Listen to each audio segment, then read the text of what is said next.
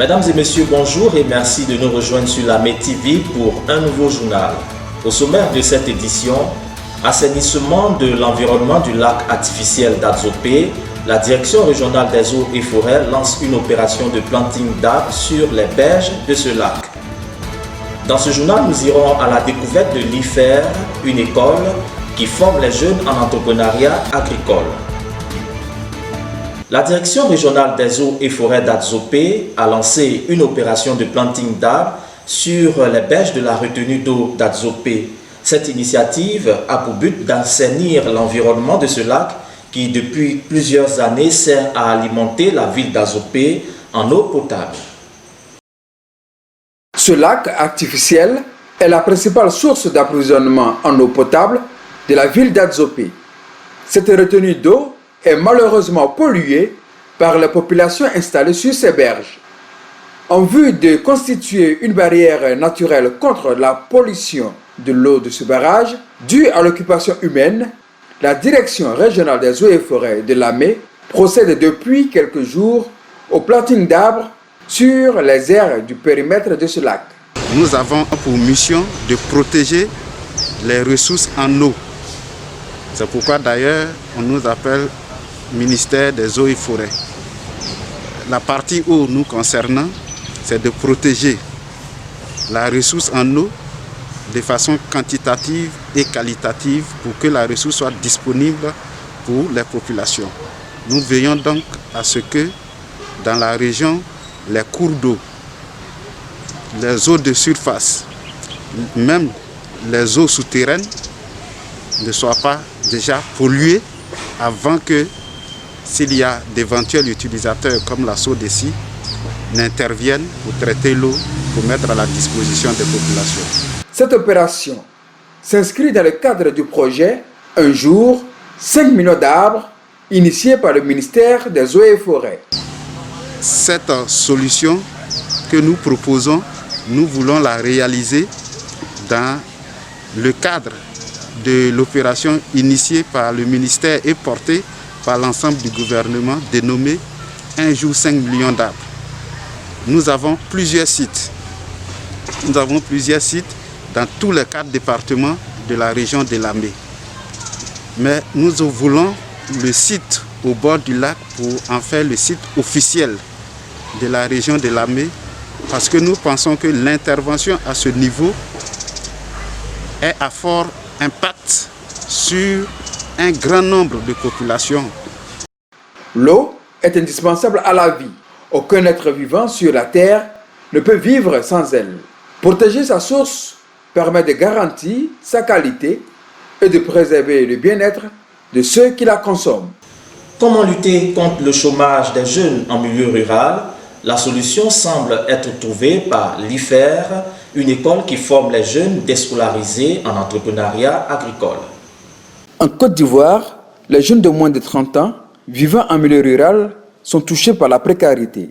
Dans leur majorité, ils ne sont ni en emploi ni en études. L'offre de formation scolaire et professionnelle semble insuffisante pour répondre aux besoins de ceux qui désirent entreprendre dans le secteur agricole. Pour pallier cette insuffisance, des structures d'encadrement se sont données pour mission de former les jeunes ruraux au métier de l'agriculture. C'est l'exemple de l'Institut de formation en entrepreneuriat agricole d'Aféry. Chaque année, il y a des milliers de jeunes qui abandonnent le système classique et qui retournent en milieu rural, chez leurs parents. Et ceux-là, ils sont laissés pour compte. Donc il n'y a plus rien pour eux. On a l'impression que ce sont les rejetés. Donc le programme EFA, qui pilote la PFACI, vient leur offrir une nouvelle chance, une seconde chance. Mais là encore, dans le domaine de l'agriculture, dans le domaine de leurs parents. Alors donc, l'IFE a été créé pour permettre aux enfants des planteurs, aux enfants des laissés pour compte en milieu rural, d'avoir une formation professionnelle dans l'agriculture pour pouvoir prendre le relais après des plantations, des activités agricoles de leurs parents. C'est l'occasion pour moi de dire merci au Conseil régional de Lamé qui nous accompagne et qui cette année, ayant vraiment vu l'importance de cette école qui s'est implantée dans la région, a décidé de nous appuyer au niveau des infrastructures. Dans ce centre de formation, la méthode d'enseignement, basée sur une interaction permanente entre la pratique et la théorie, permet à l'apprenant d'assimiler rapidement les techniques innovantes de production animale et végétale. Ce programme de formation en entrepreneuriat agricole présente un enjeu majeur, celui de faciliter l'insertion socio-économique des jeunes vivant en milieu rural. Bon, aujourd'hui, grâce à cette formation, je suis capable de mettre en place un champ. Ça peut être un champ de cacao ou un champ de véa. Et aussi, je peux faire une ferme. Ça peut être comme une ferme de porcin, de poulet. Ça. En tout cas, pour le peu de temps passé, je sais que j'ai développé des capacités de mettre en place moi-même mes propres activités. Quand je venais ici, je me suis dit peut-être c'est une seule formation, on allait faire peut-être un élevage seulement. Mais à ma grande surprise, j'ai vu qu'il y a tout de ce qu'ils ont dit. Quand je suis arrivé ici, il y a beaucoup de choses à la fois. C'est vrai, ça fatigue, mais je suis fier d'être ici parce que ce n'est pas permis à tout le monde d'avoir cette chance-là. Et en même temps, je dis à tous mes amis de vouloir vraiment chercher à être dans cette école et suivre cette formation parce que c'est encore plus mieux, j'ai plus préféré parce qu'en sortant d'ici déjà, je peux faire quelque chose sans aller chercher au travail ailleurs. Je peux monter mon propre activité avec même 10 000, 5 000 déjà, je peux commencer une activité. L'éducation est l'un des moyens les plus sûrs de mettre fin à la pauvreté. C'est pourquoi le président de la région de Lamé, le ministre Patrick Achi et le conseil régional font de ce secteur le fer de lance du développement de Lamé. Dans le but de renforcer les acquis des jeunes de la région de Lamé, candidats au concours de CAFOP 2020, des cours de préparation ont été organisés du dimanche 28 juin au vendredi 3 juillet par le conseil régional de Lamé et la structure d'encadrement CAPCA.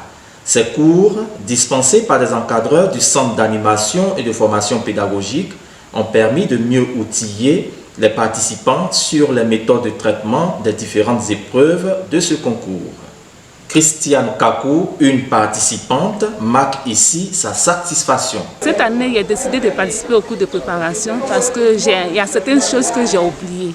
Donc le fait de suivre les cours, ça va nous permettre de connaître aussi et de nous rappeler des notions oubliées. Bon, ici, nous faisons le cours de français, de culture générale et puis de mathématiques. En tout cas, moi, de mon côté, j'ai passé plusieurs années sans faire de cours de préparation. Ça n'a pas marché, puisqu'il y avait certaines choses que j'avais oubliées. Et cette année, j'espère que ça sera la meilleure. Pour moi, j'étais très contente, même lorsque j'ai vu sur les réseaux sociaux et puis entendu ça à la radio Tuyasso. Parce que, sincèrement, on dit, nous sommes nombreux, nous sommes au chômage. Et puis, le conseil régional a pris l'initiative de nous aider. En tout cas, nous ne faisons que les remercier. Une page noire pour refermer ce journal. Décédé le 14 mars dernier, M. Achi Adiko Julien, directeur des affaires culturelles et du développement humain du conseil régional de Lamé, sera inhumé ce samedi 4 juillet à Akupé, son village natal. Une cérémonie d'hommage en sa mémoire se tiendra au siège du conseil régional le même jour à partir de 7h30. C'est ici que se referme ce journal. Merci de nous avoir suivis. Respectons les mesures barrières contre la Covid-19. Suivez ce journal sur nos comptes YouTube et Facebook, Région de Lamé.